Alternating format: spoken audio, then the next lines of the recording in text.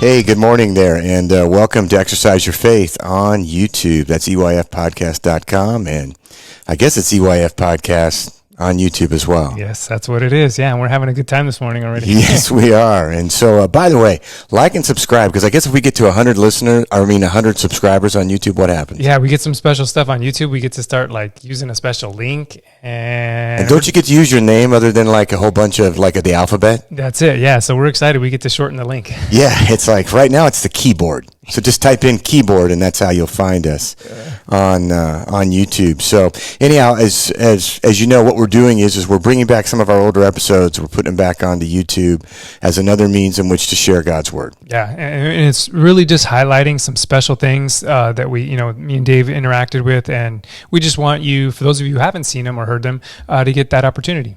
Yeah, and so we know that YouTube is the second most search website on the planet. So if there's somebody out here that can get something out of one of these things and, maybe turn their life around because they heard something about Jesus or heard something about God or heard something about somebody's story. And so with that in mind, today we want to share with you Del Duduit. And Duduit is spelled Duduit. And the reason why I bring that up is because I screwed it up the first time when we interviewed Del. And Del's an award-winning freelance writer and author, and he's got many, many books out there. And he went through some struggles with this whole COVID thing in terms of employment, and God really picked him up. Yeah, and absolutely. And we'll do another interview with Del with some updates because he's got some new stuff going on. But just an overall, just a wonderful, wonderful man. Good guy. Yeah, great guy. Great friend of the podcast. Great, friend of the show. And so we wanted to give him a shout out. He's got many books coming out. The guy's got more irons in the fire than most human beings do. And so we just want to bless Del and bless you with this episode again. So sit back and enjoy Del Duduit, award-winning author. Have a great day, folks. Welcome to Exercising Your Faith, where we build wisdom in people's lives so they can move forward with purpose in God's plan. Whether your struggle is personal, professional, or spiritual, we look to provide the guidance necessary to reconnect you with your faith and propel you on a path of strength in mind, body, and spirit.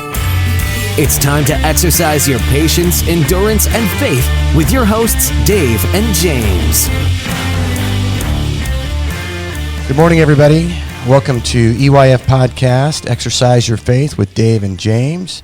Today we have the opportunity to speak with Del Duduit, who is an award-winning freelance writer and author who lives in Lucasville, Ohio. He's written several books, Buckeye Believers, Dugout Devotions, First Down Devotions, and Having Impossible Faith. His latest book is about the University of Michigan called Michigan Motivations. Del and his wife Angie attend Rubyville Community Church where she sings and plays piano, and both their sons are ministers. Del loves also to deep sea fish and is a big fan of coffee. So welcome, Del. We're so glad to have you on the show. Well, thank you for having me in these wonderful times that we are living. We're all home right now, so this is a great time to catch up. Exactly. So how are you doing with the coronavirus? California shut down last night at midnight, supposedly. And I saw that. Yeah, how's Ohio doing? Yeah. Ohio's doing good. I mean, Governor DeWine's doing a fantastic job. He's taking a lot of criticism, as is Governor Newsom. But I think as President Trump just said right before you called, that he's been very pleased with the way all the governors are coming together. Ohio has not as strict right now as California, but I see Governor DeWine. He has closed down a lot of businesses. Again, he's taking some heat for it, but I think it's the right decision. And so we just have to do what we're instructed. I don't think it's martial law by any means or infringing on our civil rights. I think they're doing this to try to protect us. And I do see an incoming. I am in the pharmaceutical business too, by the way. So right. I am very staying in tune with what's going on out there. One of the companies I work for actually has a drug in the third phase that they think will have an impact on this coronavirus. Awesome. Yeah. So you'll be at the front lines then, possibly, of helping to bring this to an end. I certainly hope to be. I would count that an honor to be able to have a medication that could help people. That would be dynamic. That would be cool. Awesome. Well, good for you. Yeah. Well, great. Yeah. I'm glad to know that things are doing well there. So one of the things that we like to do on our show is, or we encourage, is our guests to share their testimony. Because one of the things that people like to hear is, wow, somebody else went through the same thing that I did. So if you don't mind, if you could share just a briefly or as long as you want, your testimony, how God has changed your life. Well, God, obviously he does change your life. Anytime anybody asks him into their hearts and lives, it does have a tremendous impact. I did that when I was 16 years old. That was a long time ago. And, it hasn't been a bed of roses, obviously. There are struggles. And for the longest time, I went through that. I did what I'm supposed to do. I went to church all the time. I had a family, and took them to church and prayed and read my Bible and did that thing like that all the time. But, I don't want to say I was going through the motions, but at the same time, I think I was. I was just kind of not playing church, but just kind of going through, and this is what I'm supposed to do. And, my wife sings and plays the piano, and she always did something. And my boys, when they became, later on in the teen years, both accepted this calling to preach. Right. And I thought that was awesome. I supported them. I was like, I'm not doing anything. So, I'm like, I'm doing what I'm supposed to do. I'm just kind of sauntering along. And I always had this desire, always had this deep down passion to write. And I was a writer. I was a sports writer one time, and I'd written for general news assignments. So I was in media, but never really worked for God. Never really used my talent. And I would occasionally do something for like Sports Spectrum, which is a national spiritual publication of faith, deals with athletics. I would occasionally do something for them, but I wasn't really, tapping into what I could do. And so I was like 49 or 50 years old, and I just said, I've had enough of this sitting on the sideline stuff. And it's kind of a long story, so I'll just get to the We're core good. of it. No, it did really long story. So I at one point just said, look, I want to do something. I want to have a ministry. I want to be productive. And God opened the door, and I was introduced to this Christian writing world that I knew nothing about. I had no clue what's out there because I had written this manuscript after our family experienced kind of a tragic event, and so I wrote this manuscript. I didn't know what to do with it, So I reached out to. I had no social media at that time either, right? Which is kind of hard to believe. I had no social media. I was like 50 years old. Well, your life was probably a lot calmer at that point. Yeah, it was really boring actually. So I reached out to who's now a dear friend of mine. I didn't know this person at the time. We had a similar profile on LinkedIn. We were both sports writers. We had similar interests, so I reached out to her. And did not know her. And so she responded. And now she's like my sister. And so wow. I didn't realize how big she was in the Christian writing world. She was mega star. And so she reached out to me with some advice, and I took that advice. And then because of that advice, I met who is now my literary agent, who's also a pastor up in Michigan, who now represents both of us.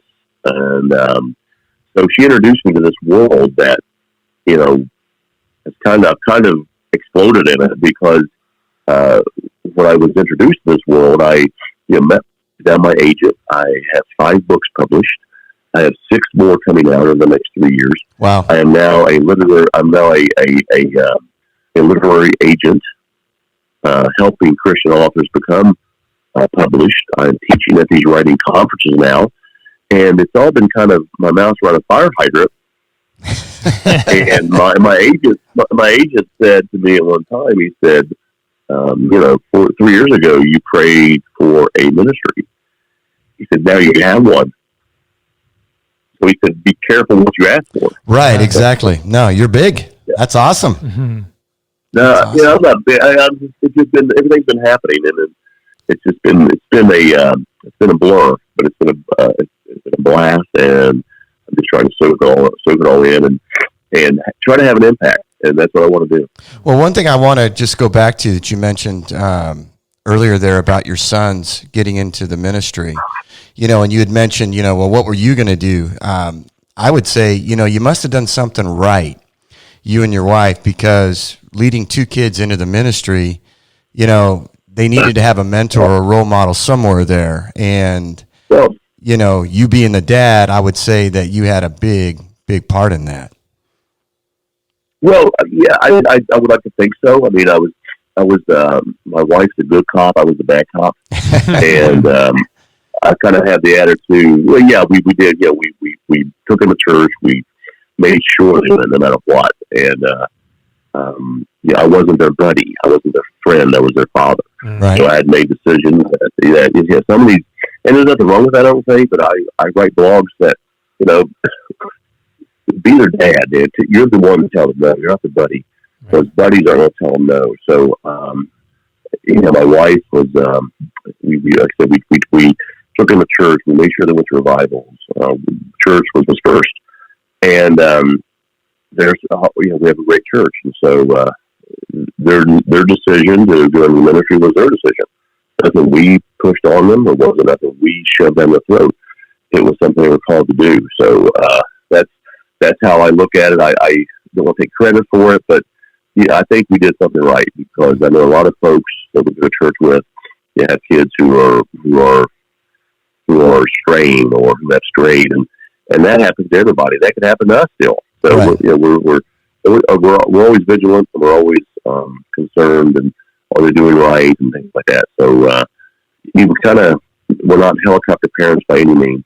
But if I see something that I think's wrong, I'll just tell them, hey, you need to straighten up, or kick them in the pants or something like that. So I'm a firm believer in that. I adhere to Dr. Dobson's theory of tough love sometimes. And again, I'm their dad, and my boys were friends, but I'm still not their buddy. Right. And so that's how I look at it. That's awesome. Dale, early on you mentioned that there were some struggles as you first got into the faith. What issue are you dealing with right now that you're actively praying about and asking God to step in on?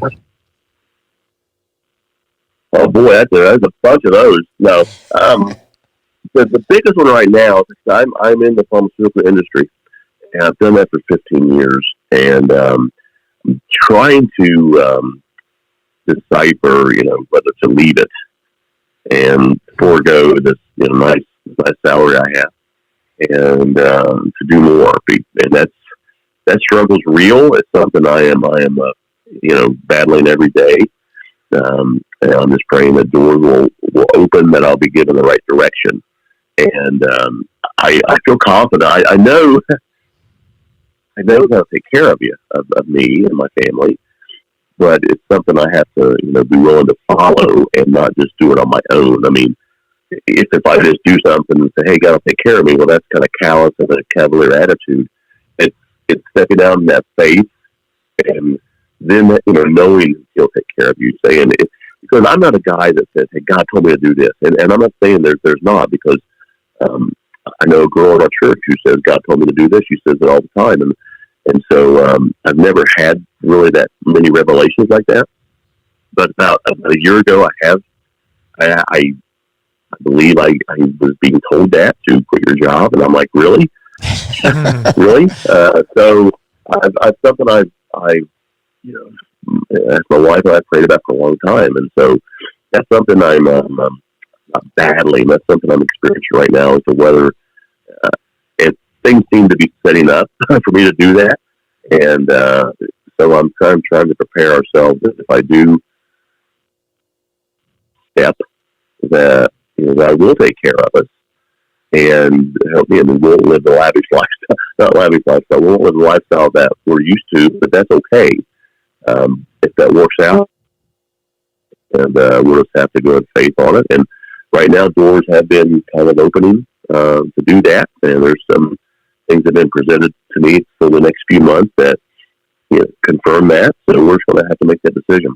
Right. Well, I think you bring up a valid point that a lot of our listeners maybe struggle with is are we where we're supposed to be in God's plan for our lives? We look at our jobs, the occupations that we're doing on a daily basis, and we ask ourselves, does God want me doing this, or should I be doing this? So it's something that I think that we can all relate to. Yeah, and it's you don't want to dare God. You don't want to say, well, I'm going to do this to see if you take care of me. That's not the attitude to take. It's the attitude that, you'll take care of us. How do you want us to go? Where do you want me to go? How do you want me to proceed? What's the next step? Because if you go out and you have the attitude that, well, God will take care of me no matter what, then you're just inviting trouble because it's not what you want. So, I mean, I would love to play on the PGA Tour, but that's not going to happen. And if I quit my job and say, God will take care of me, give me the talent, well, that's not going to happen. Right. So it's listening, obeying, trusting, and sometimes I have a hard time with that. But and being patient on that. I'm just not going to do it. Something that I'm not going to do tomorrow. It's something that we're really looking at, and the timing is always going to be perfect. So that's my biggest issue is doing what I think I'm supposed to be doing from God, listening to Him, and then everything seems to be falling into place to make that move. Well, that's awesome. So what we'll do is part of what we do is pray for you in that way as well. So you can count on that. One of the things that you seem to have a theme in your writing is, of course, you mentioned you're a sports writer. So do you think that sports is a great door opener to Christianity for others? Yeah, and it has to be very careful because a lot of athletes love to say, they love to praise God, even if they don't have a relationship with Him. And they kind of give a false identity. But what I've been able to do the last 3-4 years is get these athletes who do have a solid testimony, who do have a big following, and tell their story. And that's been very well received, and it kind of blew me away how well some of these books have been doing because of the athletes that have this big following, and kids for some reason look up to them and they want to read about them. And I have to be careful there too because one example of this, again, this was not his fault at all. Was we did a devotion. We interviewed Ben Zobrist of the Cubs, right? And one of the things he talked about was how much he leaned on his wife, that she was his rock, and then what happened? That rock was pulled out from under him, and right. So nothing. So we had to change some of the things that we wrote. In fact, one of the devotions we had to pull because it talked about how much he leaned on his wife. So things change when you center it around people, and so that's why I did some research. And the athletes I talked to had very strong faith testimonies and witnesses, and so we had to rely on that because I would have to talk to one athlete who posts scripture on one of his social media pages, and he told me that's just an act. He doesn't really believe that stuff. So I said, well, okay. Wow. I said, I'll talk to you later. So I kind of moved on. So you kind of have to be sure about that and kind of roll the dice, some of it on, but I'm very careful who I talk to on that. I just don't talk to any athlete because, again, they'll all point up to heaven if they hit a home run or whatever. Right. But you got to really look at their testimony and their history and what they've gone through. So that's something that's kind of important to me to make sure I'm not just lifting up somebody who's not, I don't want to say fake, but who doesn't live it. So most of the athletes I talk to, I've done research on them, and you make sure, and I tell them up front what I want to talk to them about. And I've only had one athlete tell me, a few athletes tell me, they really don't want to talk about that. So, and I honor that, and I just don't press it. One athlete actually, who was very honest with me about it, he had a testimony one time, and I went up to him to talk about it. He goes, "Man, I don't do that now because I haven't gone to church in years."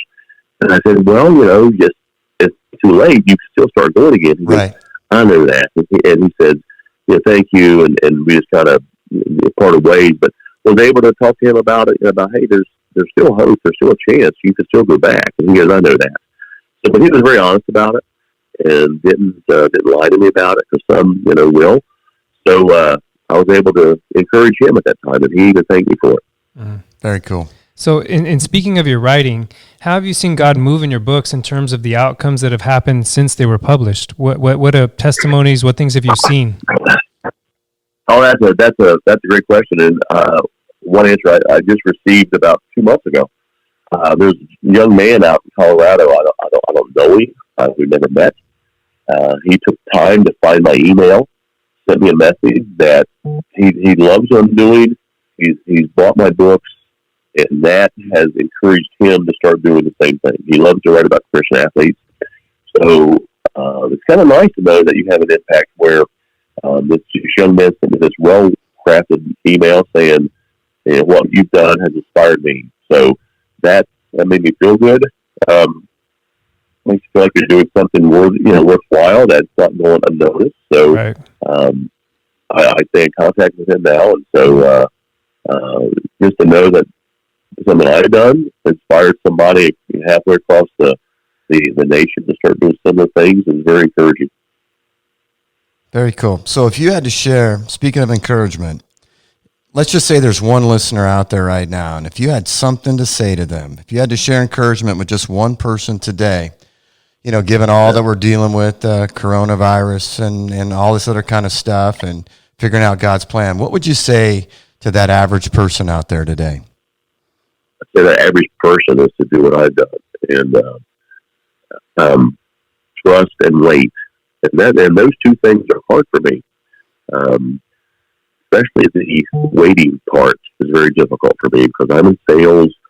I like to see results, and that's what's where I've been wired for the past 15 years. When I was a sports writer and a news assignment writer, I would write it instantly. So I didn't, waiting is not something I've ever done well. And so these last 3 or 4 years have taught me to be patient, taught me to wait, because a great example of that is the book Dugout Devotions. That book was pitched to me by a very well-known publisher in the Christian writing world. They came to me with the idea, and I said, "Well, sure, that sounds awesome." We had teleconferences about, when can you have this done? What's your end date? They gave me a date to have it done. I said, "Well, sure, I can have it done by then." They went out and interviewed all these high-profile athletes and put it all in a book. When it came down to it, they said no. They changed their minds. Wow. So we were really devastated by that because I'd worked my tail off for a year on a book which was their idea, mind you. They came to me with this idea. I said, "Here it is. Here it is, guys." They said, "Well, we changed our minds." Wow. So my agent and I were like, "This is nuts." So about 8 months later, I went to the same Christian Writers Conference, met with a different publisher who absolutely loved the book, loved the idea, signed me to a contract, published the books, published First Time Devotions. The books have done tremendously well. It's not for the money in of it. It's just the fact that Dugout Devotions is selling well in the general market, not just the Christian writing world, but the general market. Mm-hmm. And they've done so well that now this publisher wants volumes 2 of Dugout Devotions or First Time Devotions. So I went from, it took me about a year and a half of waiting for this to happen, but it happened. So the advice is, don't make it happen yourself, because if I try to make it happen myself, my track record is not good. So wait and have faith. And that sounds generic, but those are 2 hard things for me to do. And not the faith, my faith in God, but sometimes the faith that, will it work out? Right. My faith for me is getting out of the way, and that's hard for me to do. So the best advice is to really have faith, and one of my books looks at that. How do we have faith? Is that the Impossible Faith book?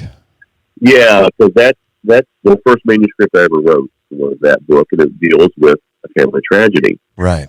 And do we really say we have faith in times of trial? Because there's one story I deal with in the book about this lady that was well known in our area, was very poor, and how she had to have faith to get by every day. And I don't know if I could do that. There's stories where she had pray for an egg, pray for eggs, and those eggs would show up in the form of a duck who laid them in her flower bed. So Wow. I don't know if I would have faith to pray for an egg and trust God to deliver it. So I challenge the reader, you say you do, but do you really? And to really focus on that. So to have faith and to get out of the way and wait is not the answer people may want to hear, but it's sometimes the best answer. Right. Del, along those same lines, in your opinion, what holds back most Christians today? I think to do that, I think trying to do things themselves. I know that's always been my stumbling block. I would say, God, do you want me to quit my job? And then the next day I'm on Indeed looking for a job. So I think, so I think it's real. People wonder how's it going to happen? Is God really going to take care of me? And that's what my biggest holdback is the trust aspect of it, the faith, getting myself out of the way. Because I point out there's a chapter in the book, Having Impossible Faith, and these aren't cheesy pitches. My wife went through something, 3-4 years ago that nobody knew any answers, and I took it upon myself to find the answer. And I did a pretty good job, actually. I reached out to doctors all over the nation, all over the world, actually, and nobody had the answer, and nobody could help. I mean, nobody. And we went to 11 specialists all over the country. Nobody knew what this was and how to stop it. And then finally, I did. I said, God, we were told to advise you go to this one physician. I said, sure, we're going to get the same blah, blah answer. I made the call to get in and just said, God, this is yours, man. I'm out of the way. And lo and behold, that doctor had the answer. So it was amazing. Once I got out of the way, things happened. So I think that holds people back. At least it did for me. Was I like to run interference. Right, try to figure everything out. Yeah, and so I was interfering. And so once I said, I'm done, we went up to this position. Everything's great now. Wow. Awesome. Yeah, I'm a Mr. Fix-It guy myself in my marriage, and so I'm always trying to fix things. I don't listen very well. I'm working on that. Work in progress. It's tough. Yeah, it is. It is hard. I want to make things right. So, we always hear things. You have faith, just trust, and really, it's hard for me to do. But these last 3 or 4 years have really shown me, hey, He will take care of us. right. And He will provide. If we will open the doors, if we just get out of the way. Right. I read something the other day that said it was talking about that whole statement of God helps those who help themselves, but that's not in the Bible. That's not written. Evidently in the Bible, you're not going to find that in the book. And God helps those who rest upon Him and abide in Him. And so, speaking of habits, what's a personal habit that you do that Christians would find helpful? Maybe something that you do every day, just something that you do on a daily basis. All right. And this has been since the past 3 or 4 years. I put out on my Twitter feed every day. I don't badger people. I don't shove it up people's throats. I put out something encouraging. Okay. And I get a lot of response on it. Again, 3 years ago, I had no social media presence. But my Twitter feed has really taken off. So I put out encouraging tweets. Some scripture, something encouraging, a funny quote.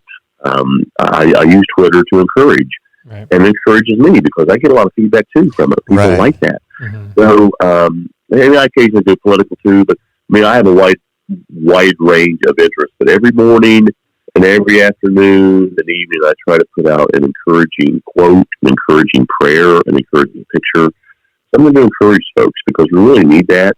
We do that every we're on a show, PJNet TV, where we just encourage each other. And we try to inspire each other. We talk about current events and what's going on, kind of like this conversation. But we always try to uplift somebody and uplift one another. And because, for a long time I wasn't negative per se, but I wasn't really positive or encouraging. So I think that's something I do every day, and I try to do it. And it helps me and it helps the other person, because I'll put out a quote that I need to see.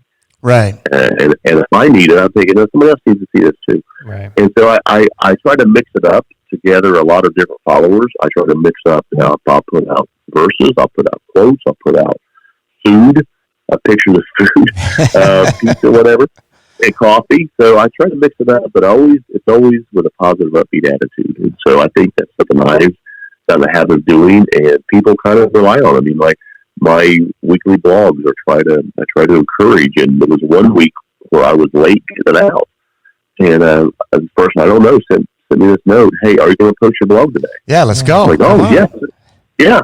So they're used to getting at a certain time. I was running behind, and I found that encouraging, that people kind of look for it now, and it's really, I guess it's an ego boost, but it really makes you feel good that, hey, somebody's actually reading stuff. Because the first blog I ever did, when I first started doing this years ago, I had, I think, 27 people read it.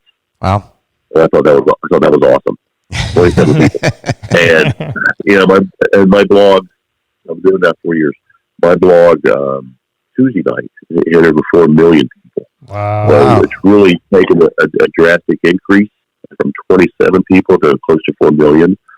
So that's very humbling. That's exciting, but it's also very humbling. If you make a mistake, all those people are seeing it. So, there's a lot of people watching. yeah. So I have my moments when I'm down and discouraged, like everybody else. And I'll put out a tweet to that. But you know what? When I do, I get more people responding saying, "Hey, it's going to be okay." Right. And that's really nice, because the people out there actually care about you, and they want to uplift you too. So that's what I'm trying to do every day, is to try to encourage. Way cool. So speaking of that encouragement, if one of the things that we try to do on this show is provide resources for our listeners. If you had one resource that you could share with our listeners to help them along with their journey and their walk with Christ, what would it be? That's an interesting question. Resource, that could be a lot of things. It could be your local church. Sure. Yeah. Your resource could be your family. Your resource could be the people you follow on social media. If you follow somebody that's negative, delete it. You don't need that. Don't have the attitude, well, I'm going to go save this person. Because if they're going to drag you down. So resources, again, local churches, local organizations that deal with charities. Those are things you can get involved with and make a difference. If you think, well, I don't make a difference, you know what? Go down to your local hospice unit at midnight and take in some donuts to the nurses, right, or to the families. You can have an impact by doing something like that, or donate your time at like a little homeless shelter once a month. There's a real good friend of mine. She goes every Wednesday. She goes and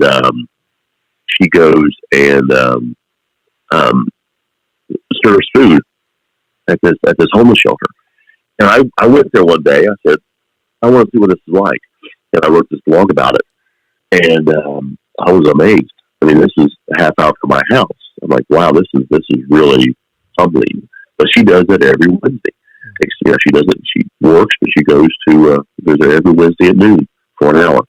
So resources could be, reach out to your community. That's your resource. Get involved. Do something productive. And have a positive impact. One of my good friends that I've met through all this writing is he just retired. Is Clint Hurdle, the manager of Pittsburgh Pirates. Oh, yeah. Former manager of the Pirates. Clint just retired, and Clint did a book study with me in Pittsburgh with my Dugout Devotion because he was involved with it. And he did something one day that really amazed me. And he puts out these tweets or quotes every day and text messages every day. But we went up to Pittsburgh to go to the signing, and I went to the game the night before. I was there, and the Pittsburgh just got massacred. I mean, they just got blown off the field. And I thought, great, we've got this book signing the next day. He's going to be in a lousy mood. So, I show up at the Barnes & Noble in Pittsburgh, and and I'm waiting on Clint to pull up, and Clint pulls in, and I'm thinking, oh my gosh, how's he going to be? What kind of mood is he going to be in? And so he walks in. I said, hey, yeah, Clint, good to see you again. He goes, I said, man, sorry about last night. He goes, what? We got beat. So what? Today is a brand new day. Today is a new day. So I thought, wow, because, in the past, our coach, our high school coach, if we got beat, 15-1, it wasn't a pleasant day the next day. Right. Right. Start straight ahead. Don't say anything to anybody. Exactly. And so he was like, hey, it's a new day. He said, we have a chance to win tonight. Okay, great. So his attitude there really helped me and kind of gave me a sign that, you know what, things aren't that bad. So to do something productive, be an encouragement to somebody, and use your local resources. Find in yourself, find your church, some local charity, get involved, and shine your light that way. Awesome. So as we come to a close here, what are some of the ways you mentioned people can connect with you? So your Twitter feed is what? It's and I'll spell my name because it is everything's my name. It is on Twitter. It's obviously at Del Duduit, and that's DELDUDUIT. Nothing like it sounds. It's French. Again, DELDUDUIT. Okay. And that's the same for Instagram. It's going to be the same for Facebook. Okay. Yeah. So I again, 4 years ago, I had no social media. Now Twitter, I do prefer that one. That's my main one I prefer. Those are our social media gurus. They find one you like and do good at it. I'm trying to get in on Instagram. I'm with Facebook. That's all right. Well, if you went LinkedIn from as well. 27 to 4 million, and you did it mostly through Twitter, I'm going to go ahead and say you found your gold mine there. I prefer Twitter. I can communicate better that way. I've met a lot of good friends on Twitter, actually. I mean, the guy I'm on every Tuesday night with on PGNet TV, we've been on Twitter. I've met some really good friends that, who I broadcast local high school football games here locally on this little radio station. And they follow my games. I'll put out a tweet, hey, we're getting ready to go on the air. And I'll have somebody from Florida send me this note, hey, we're all tuned in listening. So that's fun. I enjoy it. So that's how people can connect with me there if they're interested in the books. I think on Twitter and everything, they're there too, because we've got some new ones out. We've got 6 more in the next 2 years, and then we're in discussions with a couple more after that. I'm supposed to be going to the Olympics in Tokyo if they're not canceled or postponed.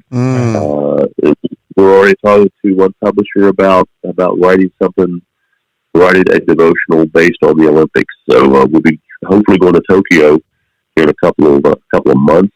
In fact, I'm monitoring that every day. Right. We're supposed to make airline reservations soon, but I'm kind of holding off right now on that. I'll be the media director for 2020 Reach Out Japan. So we're looking forward to going to Tokyo, and I don't think they're going to cancel it, but they are talking about possibility postponing. But again, we're just monitoring that situation every day before I make airline reservations. All right. Well, hopefully they're looking at it on a daily basis too, and not making these broad 3 to 4 month out prognostications. I mean, everything that we've talked about has changed rapidly in the last 2 weeks. Things that we never would have thought we'd be doing today, we're doing today.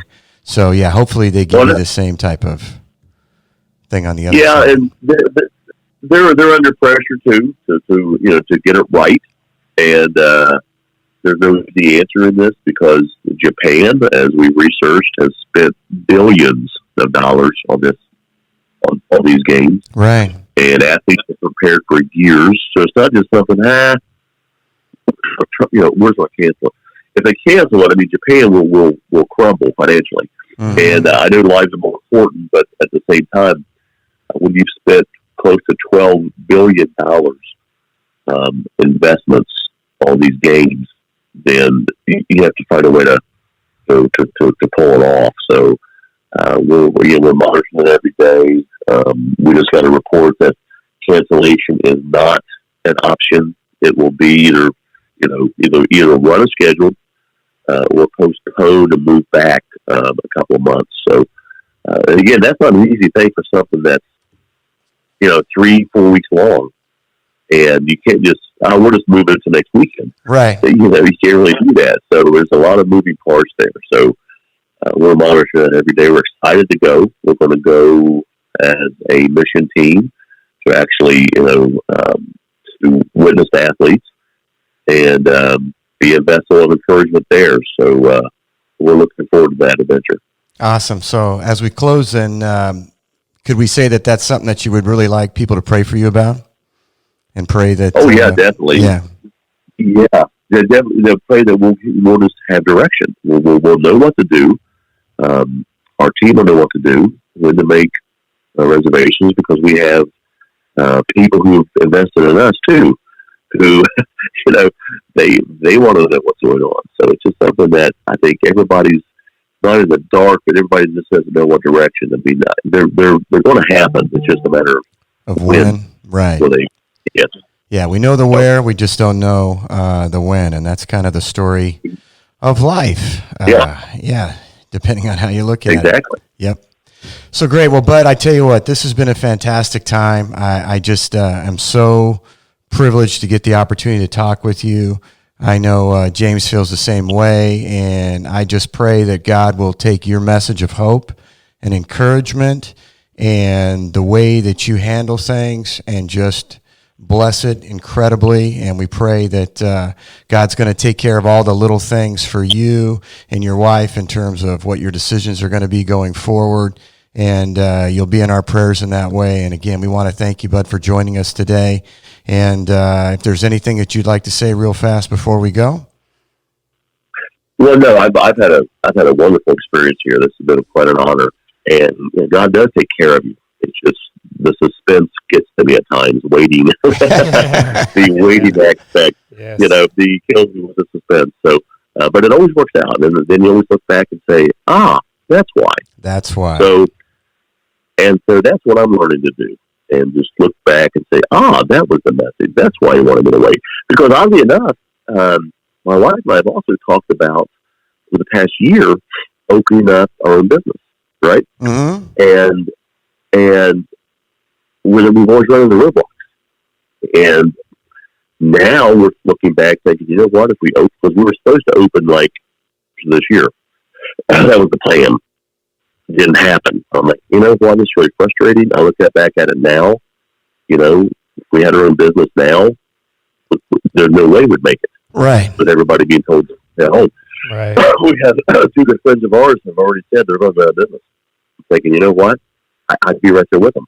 So right now I have a job, I have an income, and you look back and say, well, thanks, God. He was watching after all. God is sovereign, isn't he? Yeah. He's never late. He's always on time. So I've learned to just say, you know what? It's 10 years ago I've been really frustrated and want to make things happen myself. Now it's like, okay, it didn't happen. So what?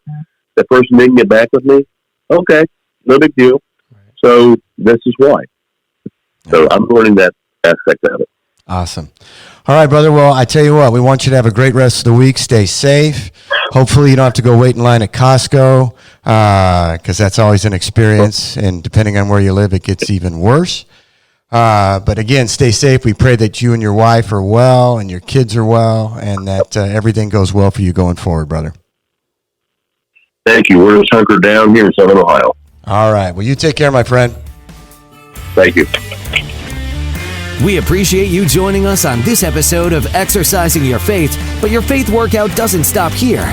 Be sure to head to EYFpodcast.com for more information and resources on today's episode by signing up for our mailing list to receive messages of hope and faith to keep you moving forward with purpose in God's plan.